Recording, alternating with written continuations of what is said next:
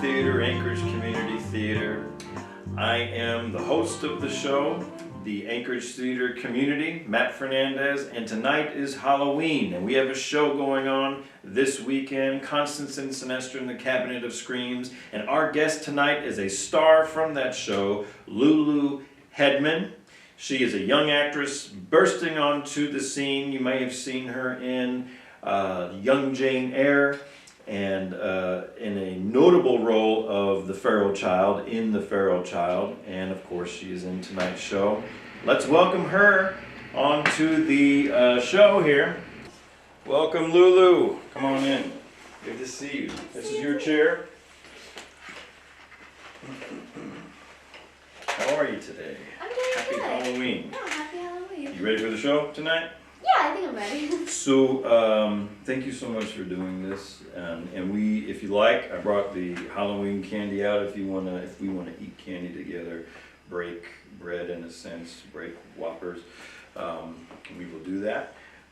Feel free. So you are in tonight's production of Constance and Sinestra in the Cabinet of Screams. What's your role? I play Hale, the taxidermy botch job. Right. And who or what is Hale? Well, he was a young boy who died and was buried, and the Mad Dad, who was played by Stephen Marine, dug him up and taxidermied him with fox bits, and now he's the house pet. So not the typical role that someone would get. No, not really. At your age, or even anybody. So you're kind of like a Frankenstein, Living Dead type of thing. A little bit. And is your character an evil character? No, I don't think so. Not so much. He has strange intentions. He's kind of misunderstood. A lot of people are scared of him, as they should be, but Yeah. no, I don't think he's evil. Interesting. So I've seen the show, and I found the character to be kind of a sweet character. You are, in a way, a sort of a pet that can communicate a little bit more than a dog would, perhaps, with the main characters, Constance and Sinestra. I typically, this show is very, very interesting because as someone who's in the theater, I don't necessarily go to a lot of theater. I'm not a big theater patron, but I have acted in theater. I enjoy the theater very much in terms of putting the plays together. So when ACT does a show, I typically will see some of the rehearsals, then I'll see opening night and maybe another night, but I'm kind of like, all right, I saw it, it's good, we did it. The only other show that I've really wanted to see over and over again was when we did Lady Day at Emerson's Bar and Grill, because that subject in the play was a subject that I really, really liked, and that's why I directed it. But this show is actually a show that appealed to me in a weird way, and maybe people can learn a little bit about me from the fact that this show I've wanted to see over and over and over again. I don't know, just the characters in it and the dark subject of the show or whatever. But the music also really, really appealed to me as well. So what is the show Constance and Sinestra about? It's a very new show. How did you hear about auditioning for this play? Well, I heard about auditioning from your guys' Facebook page, and I didn't know much about it, but I just came into auditions ready for whatever. Which, were you going after a specific role in the show? No, I never read the script before, and I was just down for the count. Now, we did a fundraiser. Oh no, yeah, no, it was the no, it wasn't the ACT fundraiser. We did a preview of the coming attraction show and I think I asked you to be in that. Weren't you in that? Yeah. And I had you as Sinestra. In Yeah, that I show. knew a little bit about the show. Yeah, that was like your first, and I had to explain the show. The show is hard to explain to It's people. very hard to put into words. Can you tell us, how would you explain Constance without any spoilers or anything? It's like very that? morbid. And it's really about, it's kind of romantic in a way. Mm-hmm. There's some romance in it, there's some comedy, some action. but it's a good show. It's a good show when you're kind of new to theater, I guess. Yeah, that was one of the reasons. We have a play selection committee at ACT. We have some, we have like the executive director or the artistic director and of Cyrano's there, and Shotzi Schaefer from Cyrano's is also there. So we they all care about ACT, and we put together a season. You know, they helped me pick plays and stuff, and I really wanted to do The Haunting of Hill House for a Halloween show. But then Carl Bright, who's on our board, came out with, hey, there's this show that I saw at West High, and it's a musical, and he brought it up, and when we first started talking about it, going through the scripted stuff, we were kind of like, what the heck is, you know, like, what's with the, I won't give away stuff, but there's like a jar of eyeballs in the show, and there's things that happen to children in the horror sense and all that kind of stuff. And we were kind of like, I don't know, is this ACT? You know, we're just, you know, we were kind of trying to define, you know, what is ACT? What are we? What's our brand? What do we do? And I thought, you know what, we are here to build community, and I seriously think this show is going to bring in a new group of actors, people who want to do a musical, and musicals do draw people in the acting community, and I think it will draw a different audience than we typically have. I think it'll still, you know, appeal to our faithful, loyal patrons, but it will bring in some new folks. And I think I've seen some new faces and people Definitely. who've been interested in this show. And you are acting alongside Devin Merilla as Constance and Bronwyn Embry as Sinestra, and you and Bronwyn were in Young Jane Eyre together, right? Who did you play in Young Jane Eyre? I was Georgiana, the evil step-cousin to Jane Eyre. Right, and you were like one of the mean girls in it, I remember. I was very bratty, Right. very spoiled. And that's when I first recognized you, was in Young Jane Eyre. I noticed how expressive you were, and you were acting alongside Hadley Ryan Earl, who was the other mean sister, and your dad was like the schoolmaster or something. Yeah. Oh no, you had a couple different parts. Right, I had the So two parts, right. both bratty, both spoiled. Right. Yeah. And the first part was the evil step-cousin, but then the second part was a much smaller role. It was the headmaster's daughters. Right.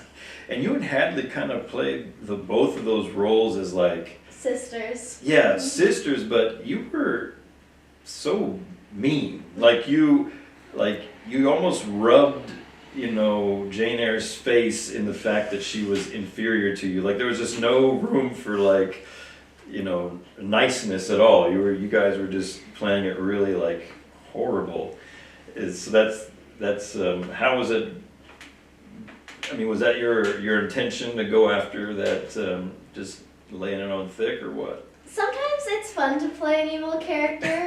It's a kind of different change of pace, but I think any role you have to be 100%. So it was a mean role, so I was 100% mean. 100% mean, and now you're 100% a fox hybrid human being spliced together. That's great.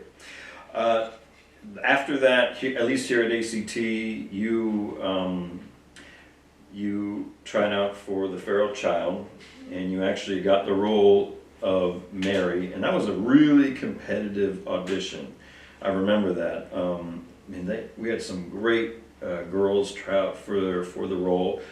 Carl Bright directed it. This was at ACT's last season, and his idea of casting, so the script actually called for one girl to play Mary the Feral Child from from 1972, and then it jumps over to 1976, and so it was supposed to kind of be the same person, but in the spirit of ACT, we've done this before in the past, we have a thing where we just try, since we build community through theater, we try to cram as many people in in our plays as possible. We did that with a Lady Day. We had to talk with the publishing company, and Carl actually knows Rand Higby, the writer of Feral Child, and called him up and said, listen, we want to give more people an opportunity to play Mary. So it was a one-person role, now it's a two-person role. And we, you know, a good example of us trying to give everybody, you know, the opportunity to be on our shows is the show that you're in now, or are trying out for now, or sorry, rehearsing now, Best Christmas Pageant Ever, right? And we'll talk a little bit more about that. I think we have close to 40 cast members in that show, so we are crazy that way. So tell me about your role in The Feral Child. You played Mary. You were the younger Mary, the 1972 Mary. So tell me a little bit about that role. And it was a silent role. Mm-hmm. Hale is a silent role. We're going to talk a little bit about that in a second too, but tell me about the role of Mary. It was a difficult role, I will say that. There was a lot of physical jumping around and knocking stuff off tables, because, you know, she was raised by tigers, so she thought she was a cat. I see. Totally normal. So yeah, the story is kind of a Mowgli story in a way of like, she was raised as a baby by tigers in India, and she got found and treated, and she gets adopted by this psychologist who wants to write a book about her. So you, not the typical play for a young person. What appealed you to that show? I don't know. I go into any audition that I can, and it was a very intense role. She was a very traumatized child. Right. It was difficult playing not that the role. easiest thing to take on. I mean, I think the temptation would be like, oh, I'm just going to play her like a kitty cat, because she has kind of like a house cat kind of way to her. Yeah. But you had to deal with, like you said, a lot of different, the past that she was dealing with, and coming into this new world that she was in. And lo and behold, you have another non-speaking role here. So what's the deal? Do directors not like the way you talk or something? I don't know. I've been told I'm very good at reacting, and reacting is a big part of acting. And I think any actor can play a silent role, and it takes a lot of facial expressions, I guess. Yeah, and then that's the thing that I think it is you have a great face. If the sun in the sky had a face, it would be Lulu Hedman's face, everybody. I mean it. You have a presence when you come into a room. People, I mean, honestly, like, when you come into a room, people just, you make them happy just from being there. Thank you. Everybody I talk to likes you. They have a good thing to say about you, and it's not just that, it's your personality as well, the way that you do things. So you have a very expressive face. And it actually kind of reminds me, how old are you? 13. 13, so you're not 14 yet. Mm-mm. Okay. I was about your age, and I got cast in Snow White and the Seven Dwarfs. We did that show in 1994. Teresa Pond directed it, and I was 14, so I was a little bit old, like a year older than you, and I stuttered a lot when I was a kid, and so sometimes I didn't always get the speaking roles, but I was really good at the facial expressions and stuff as well. So I got to play the dopey character. The names were all changed in the show. My character was Smudge, and I was 14, tall, you know, for my age as I've usually been, and I had the non-speaking role. So I think I can relate to you a little bit in that non-speaking and using your expressions to portray what you're saying. So tell me about that, about how is having the speaking role different than a non-speaking role for you, and relying on your... Right. I think non-speaking roles are a lot harder. Speaking roles, I kind of sometimes rely too much on just memorization, but with non-speaking roles, you can't really do that. You don't have anything to memorize. I kind of think that might help a little bit. I tend to think that when actors, especially when you have such a short time to put on your show, actors might still be trying to memorize their lines by the time the show starts. And there's such a difference in an actor who has their lines down than when they don't in their performance. They're able to engage in their character a little bit more when the lines are out of the way. So I think with a non-speaking role, that you kind of can get that out of the way and invest in your character a little bit more. Do you think that? Yeah, I agree. I think that when I have speaking roles, I'm very focused on my lines and memorizing them. But with non-speaking roles, you can just focus on the acting. Yeah, I think so too. So you've done some shows with ACT. What do we got? We got Young Jane Eyre. We got Feral Child. And you worked with some pretty good directors out there. Krista Schwarting, you worked with her in Young Jane Eyre. Carl Bright and David Block directed Constance and Sinestra in the Cabinet of Screams. Were you also in Lion, the Witch, and the Wardrobe? Yes. Oh, you were? Oh, okay. Yeah, there were so many people in that cast. So what is it like working with these directors? Let's start with Krista. What is she... Or what's the difference between these directors? Right, I think Carl Bright and David Block are both very comedic actors and directors, and the shows they put on, even if there are drama shows, they have a lot of comedy in them. And Krista has more focused on drama-intensive shows and the intenseness and the action. And I think they're both very fun. What did she tell you about... if you remember about your character in Young Jane Eyre, like what were some of the tips that she gave you to get ready for that role? Do you recall anything? Yeah, she just said, be calm, because I think a lot of people get nervous before shows. Yeah. One thing I know about Krista too is she likes her actors to be as natural as possible on stage. I think one of her peeves, and hopefully I'm not speaking out of turn, Krista,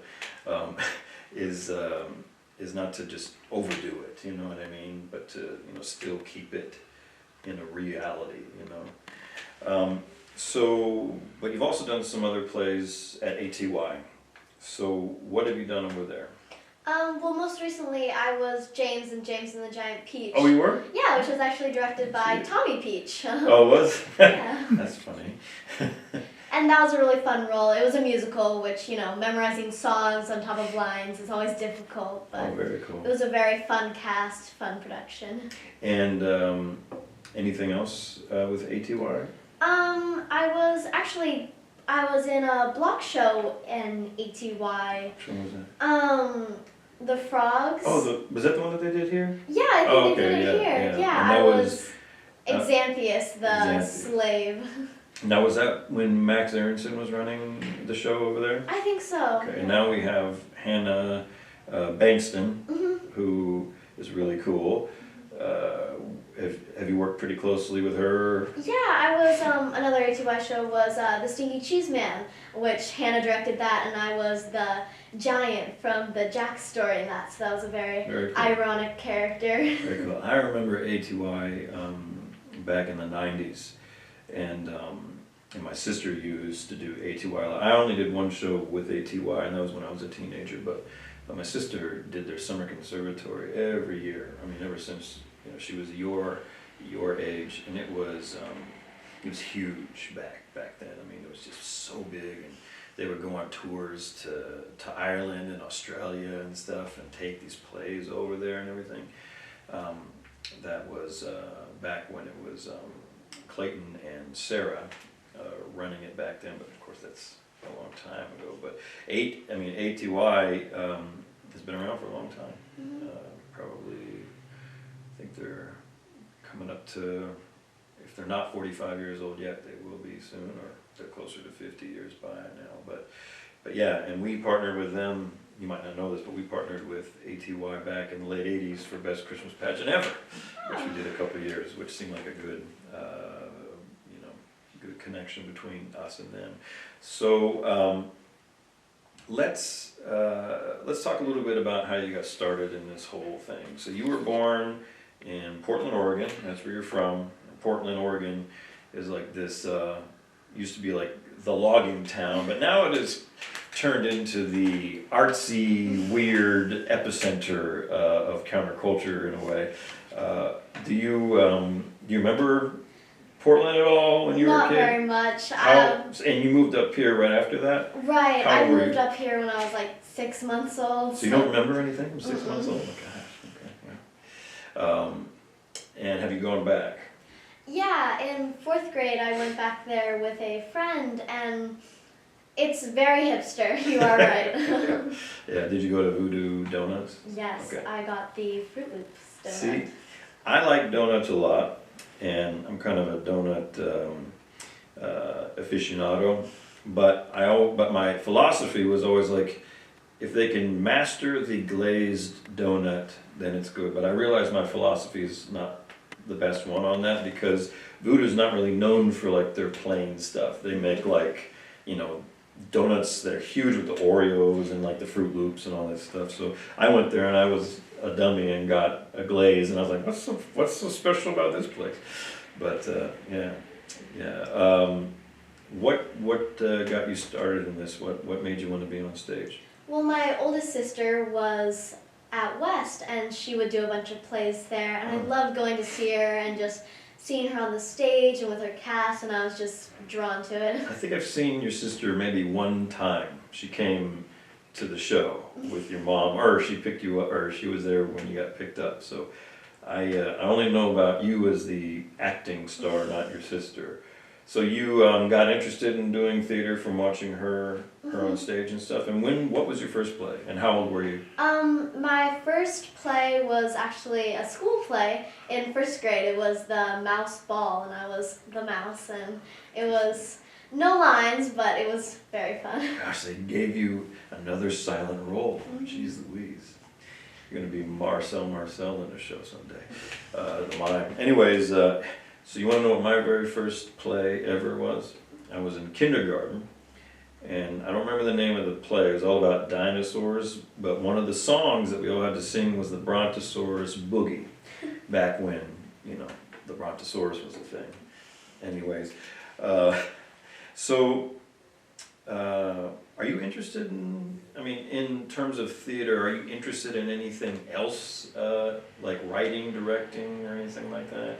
Or are you just interested in acting? I think directing would be fun. Really? I don't know if I'd be any good at it, but it seems appealing to like bring a show together and like, you know, build it up. Mm-hmm. Do you think, do you like storytelling in general? Because I kind of found that a director who likes piecing a story together, that usually helps with their vision a little bit. Yeah, I mean, English is my favorite class. Oh, is and it? Oh. I love reading and writing, and I think.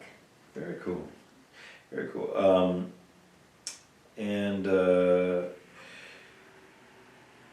What techniques do you typically use to get into a role? Do you have any like tried and true what you do behind stage, or do you just jump right into it and with every role? I think having good connections with the people you're on stage with is always important. Like if you have a role who has siblings in the play, or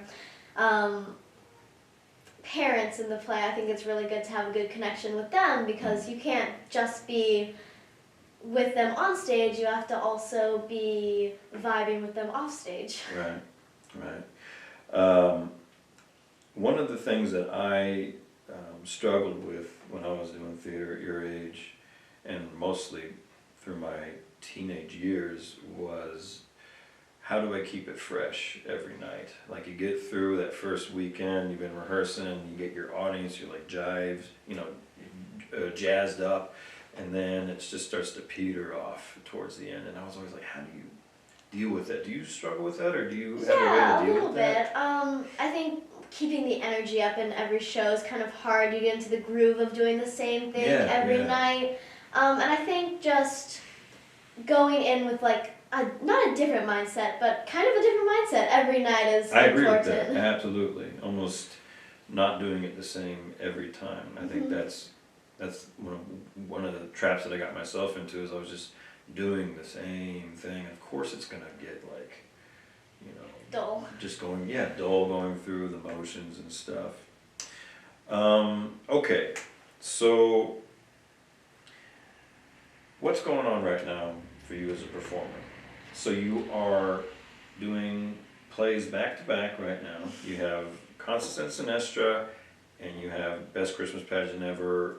I mean, I know you're in school and stuff, but what's the plan? I mean, what are you up to right now? Well, I think just getting through the Best Christmas Pageant Ever, and then maybe taking a break from, doing theater for around, I think, like, gonna be 6 months straight, because CONSTANCE and SINESTRA started in August, so like 4 months, because Best Christmas Pageant ends in like December. Are there any shows coming up with any theater company that you're interested in trying out for? You know what? I think I might do the ATY Advanced Conservatory Theater over the summer. Very cool. And you've done that in the past summers. Stuff. Great. Any of you theater runners out there, she auditions for your show, I would cast her in there. She's really good. And you're really professional too. I am getting to direct you for the first time in Best Christmas Pageant Ever, and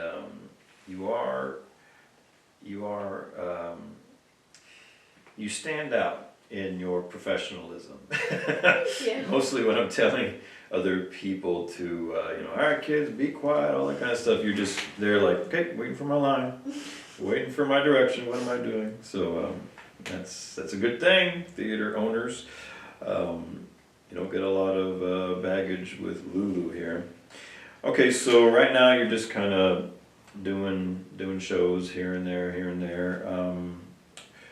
What do you think you want to do with this? Is this something you want to do for your life?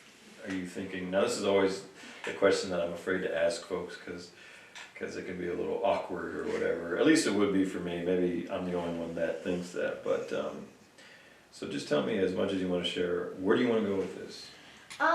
Well, it's kind of a pipe dream, but I do want to go to college at Juilliard, and then maybe even get onto Broadway. I don't know. I just think live theater is such a important part of my life. Really good. That's good to hear. Robin Williams, the actor, he went to Juilliard. Christopher Reeves, he played Superman, went to Juilliard together. That's very cool. Very, very cool. What about film and stuff? I mean, if Broadway led you to be a movie star. I don't think so. Movies just aren't for me. Really? I really like live theater and being there in the moment. Wow, that's really cool. That says something for sure. Most actors are like, I'll take whatever, man. I'll do anything. I'll be in a commercial about deodorant or something, That's very cool. So I see if I have anything else on my list here. I am curious.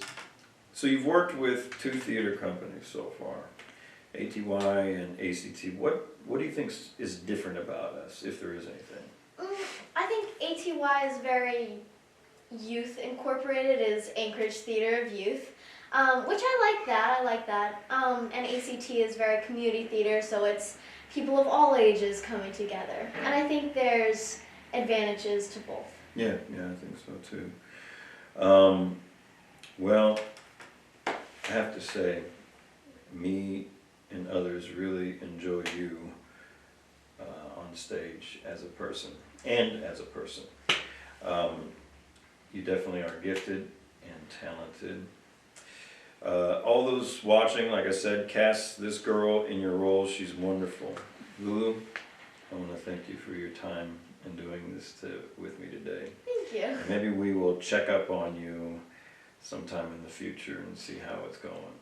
But we really love you, and I'm glad that you're here. And please come see the final weekend of Constance and Sinestra in the Cabinet of Screams. It closes on Sunday, and there's tickets available. You can call 344-4713, talk to one of us, or go online to actalaska.org, and you can see Lulu play the hideous but lovely Hale in the show. Thank you very much. I appreciate it. Take some candy with you.